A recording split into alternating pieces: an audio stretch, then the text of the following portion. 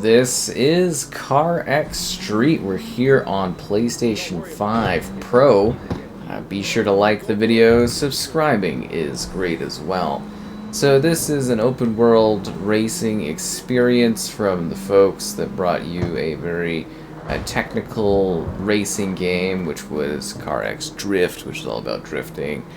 This kind of sends you to the bustling streets and allows you to compete against a variety of different opponents through various events as you explore an open world environment and take in all of the sights that the area has to offer, which should be quite interesting. So this was something I had originally taken a look at on Xbox, and prior to that I had played the previous release they had done, and they've definitely got some more mechanical, technical type things they got going on here with their CarX Technology physics. So it's kind of cool to see it here on the PlayStation 5 and to be talking about it, what it has to offer here on the platform. I am really falling behind all these guys. Yeah, I'm definitely losing the momentum on this sprint, that is for sure.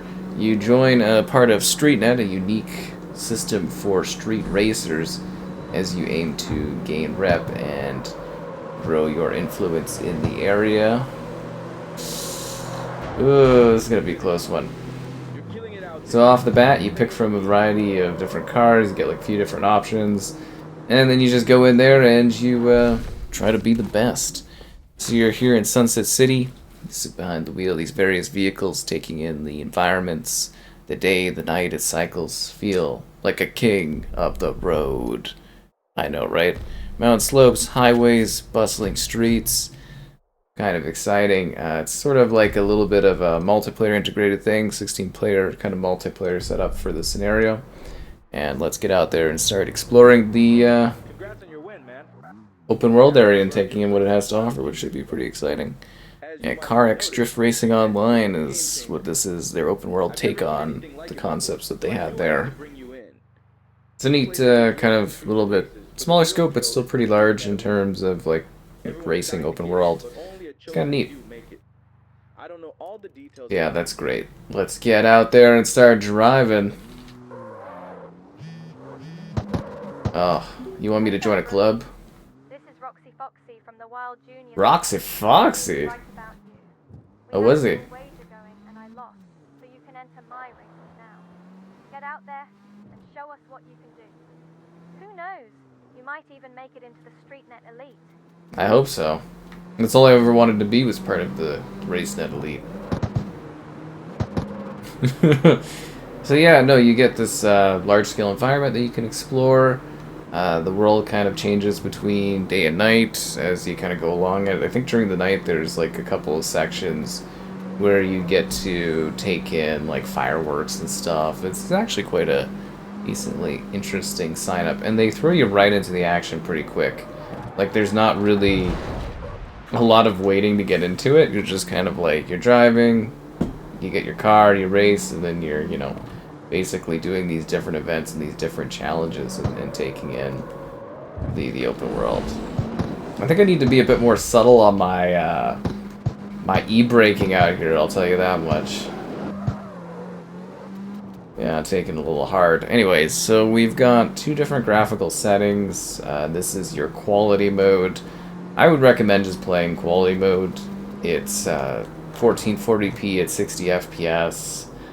If you want, you could switch to the lower mode. Yeah, that's great about the tires. I don't really care about the tires. I want to go to settings. So you can switch to performance mode. So if you're noticing that the game has any sort of drops, which it really doesn't seem to on the Pro, but you can switch to the lower mode, which is 1080p at 60 FPS. Again, I don't necessarily feel that you need to do this, but, whatever, if you're having issues, you can go and do that. There's a tuning shop. And as I said, like, it's a decently large open world environment, so there's quite a few different spots. This is the main city, and then you've got all these, like, outer city spots you can kind of visit. Like, it's a decent size in terms of scope and what it aims to offer, and then you get some more hilled areas over here that you can go and explore. So we're gonna go, I guess maybe we should go do her sprint mode. $70 to fast travel. I'd rather drive and take in the sights. But yeah, I don't think you really need to drop down to performance mode, but you can if you want to. There's also the setting, so we're going to turn on the graphics of quality mode, and then you can choose crossplays here if you want to adjust that. There's difficulty settings that increase and change your difficulty setting. It's on easy by default in case you're wondering. And then there's traffic, so you can change the traffic level too for performance. So we're just on the default traffic, but we're going to turn it on to high just so that you can see what that looks like. And then there are different camera angles that you can choose for visibility if you want to adjust that. And then there's some different controller settings, adaptive triggers and the steering and everything like that that you can adjust, and wheel settings too. So kind of a host of control options that you can choose. Clutch, the handbrake. Yeah, going a little too aggressive, I guess. And then your lights and stuff. So there we go. We're going to turn back on quality, and we're just going to turn up the settings to high. And then there's like a photo mode. So if you want to take some cool pictures of your car, you can do that. And then we're going to go back into it. And there usually is a bump-in soundtrack, but you know, obviously with music issues on, you know, copyright claims on YouTube and stuff, you get what you kind of get for that kind of stuff. But no, it's not a bad looking open world. Like, I think it actually offers some pretty decent looking visuals here. I really need to work on that handbraking.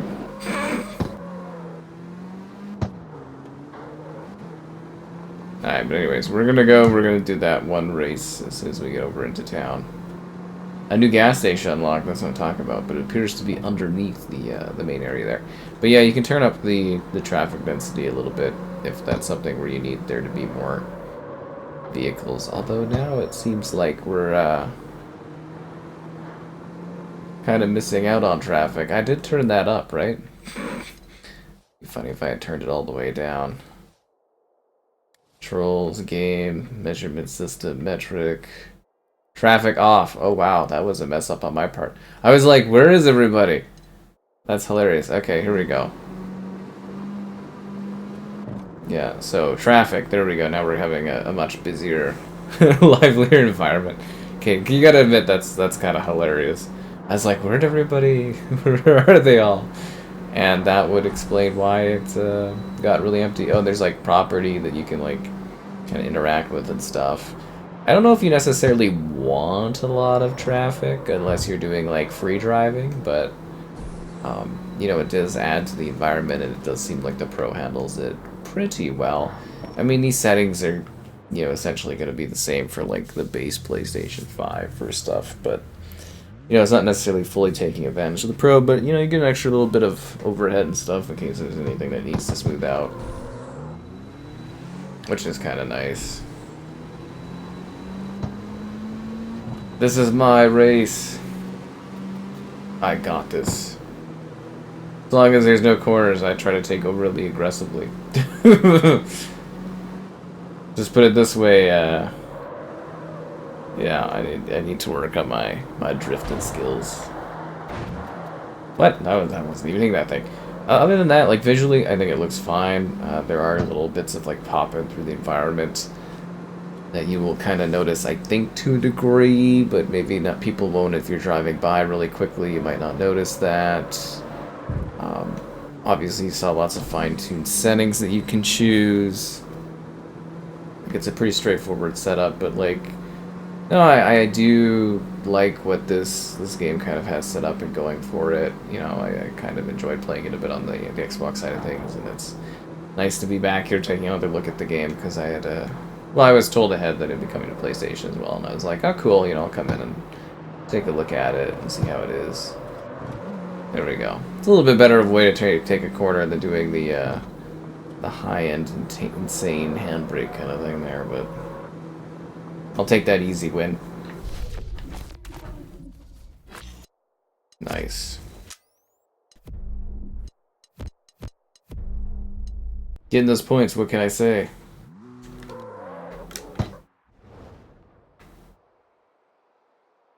Hmm. But I think, is that the one I want to get into? Yeah. I didn't do like a whole thing and then end up doing the exact same race, did I? Because that would be kind of funny. There's the junior thing. There's that one in the middle. The juniors completing the club. Well, juniors there. Because that's a circle. I think I literally came back and ended up doing the... It doesn't matter. We'll just fast travel over there so we can go and do it. Get into the action right away.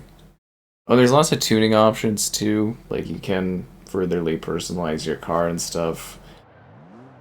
There's a map. I love the setup. It's quite a sleek sort of going in and out from like your car view to the overhead view. You know, you can go to the car dealership. I only got like 40K though, and there's tuning, styling. Yeah, if you want to change up your liveries and stuff. As I mentioned, there's quite a lot going on in this game under the hood. Yeah. Body kits. Actually, I wonder if there's some livery options. I don't really want to sit here and do fine tuning, but you can see how you can change everything on it. And then, of course, if you wanted to actually make it a little bit of a, I don't know, like a more intensive thing, you could do that. Simple colors. Oh yeah, let's do that.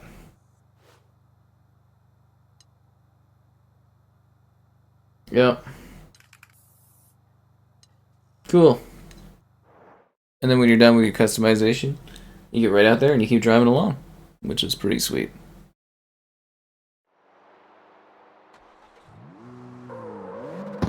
Although I did pay all that money to be over where that other thing was. Yeah. Oh, what's another 240 credits? You know, whatever, I don't care. Just burning the virtual currency, what can I say? Let's start this race.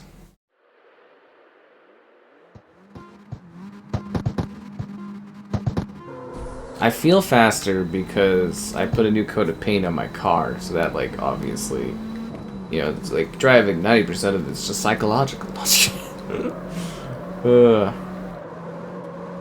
See, I gotta drift this way as opposed to doing, like, the aggressive braking, aggressive e-braking. But yeah, okay, you can see, like, the fireworks going off in the backdrop, too. Yeah. They do a really good job with, like, the little ambience details in the backdrop. It's quite nice.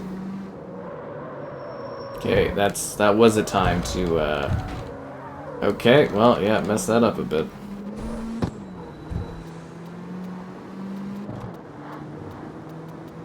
Be a little hard to get up and catch back up to the opponent there. It happens, you know, some of us, they drive, corners are tough for some folks like myself. But I really like what they have put together for this one. Like, it's actually, like, a pretty, you know, expansive offering. Like, the city feels pretty realistic. It's got a good amount of detail and depth to it. It's a proficient open-world racing game. It's really neat, too, because, like, coming off of what I had played prior, and with their CarX Drift many years ago, it's kind of cool to see them taking something that was, like, you know, we're all about the drifting, we're all about the setting up, and just doing, like, you know, you were doing, like, little tiny, small races, you know what I mean? Like, brief little racing things, like, quick little bits. And then to see them kind of, why was I stopping instead of nitroing? That's not good. And then applying that to a full open world is, like, a really cool change up for them. Yeah, I totally am not going to be able to do this in time. Go faster, car! I mean, I kind of deserved that, though, for blowing out like I did. Like, that was not good for me. Let's retry that again. I got this time. I'm gonna do it. I believe.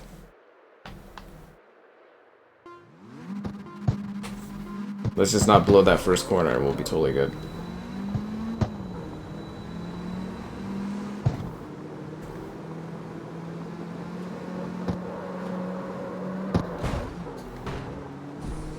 I mean, to be fair, nobody expects a van to pop up. That's what you get for heavy traffic, eh? And then you can hold left on the D-pad, and you get some options.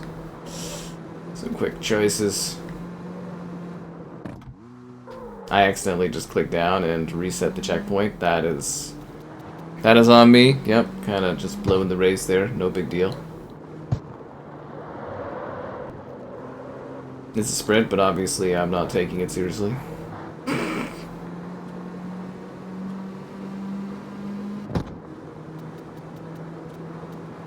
We'll get there. I'm not sure if I will be able to catch up to this opponent. That checkpoint reset was kind of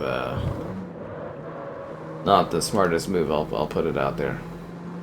Okay, can we restart this? There we go. Yeah, let's just do a little bit of a retry here before I embarrass myself further by desperately trying to catch up and never being able to do so. Okay, so this time we're not going to take a crazy corner. We're not going to drive right into a van. We're going to drive smart. We're going to hit it off in a super cool green car.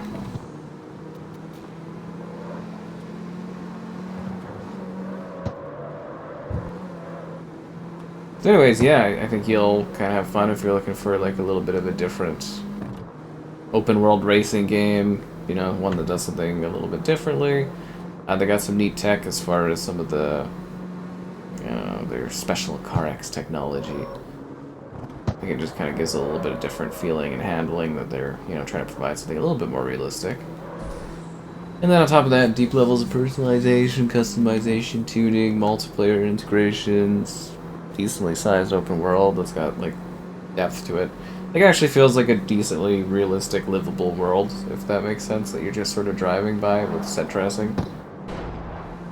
Like there's all these like buildings and depth to them, and they have all these little smaller details, and it's hard to kind of get that right, but no, this is a pretty compelling open world little racing package.